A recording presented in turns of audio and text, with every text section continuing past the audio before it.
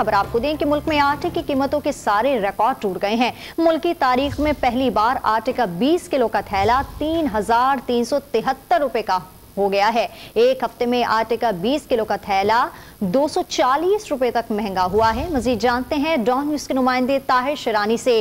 ताहिर शरानी, बताइएगा इदारा शुमारियात के अदाद-ओ-शुमार क्या बताते हैं?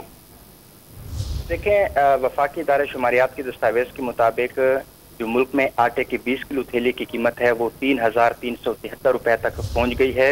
यानी जो 1 किलो कीमत है वो 168 रुपए 65 पैसे तक पहली बार मुल्क की तारीख में हुई है और इस्लामाबाद के शहरी मुल्क में सबसे महंगा आटा खरीदने पर मजबूर हैं।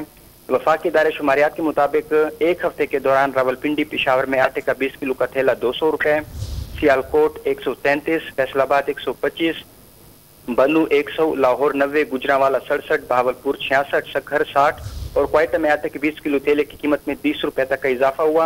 यानी जो मुल्क के बेशतर बड़े शहर है वहाँ पे आटे की कीमतों में हालिया हफ्ते के दौरान इजाफा हुआ।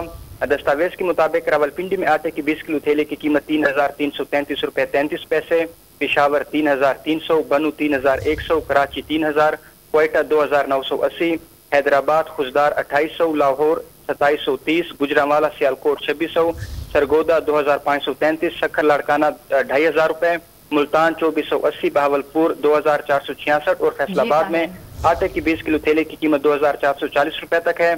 जो हालिया दिनों में जो गंदम की इमदादी कीमत में इजाफा किया गया, इसके साथ साथ जो स्मगलिंग है गंदम की और जो कुछ इंतजामी नाकामियां हैं उसके बाद और मुख्तलिफ दीगर वजूहात हैं जिसके बजाय जो गंदम की कीमत है उसमें इजाफा हुआ और उसके बाद जो आटे की कीमतें हैं वो भी मुल्क की तारीख की बुलंद तरीन सतह पर पहुंच चुकी हैं। बहुत शुक्रिया आपका ताहिर शरानी।